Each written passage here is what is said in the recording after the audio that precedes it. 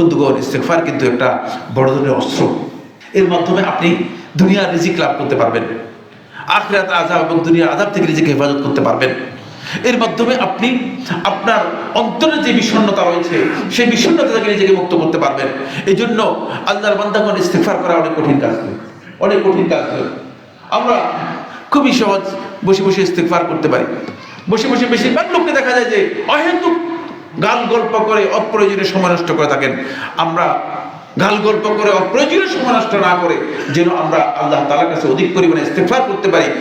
আল্লাহ রাব্বুল আলামিন আমাদের সবাইকে তৌফিক দান করুন।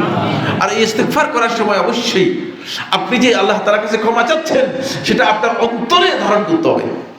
কারণ প্রত্যেকটি ইবাদতের সাথে, প্রত্যেকটি আমলের সাথে মুখের বক্তব্য এবং অন্তরের সম্পৃক্ততা অপরিহার্য। অন্তরের সম্পৃক্ততা কি? অপরিহার্য।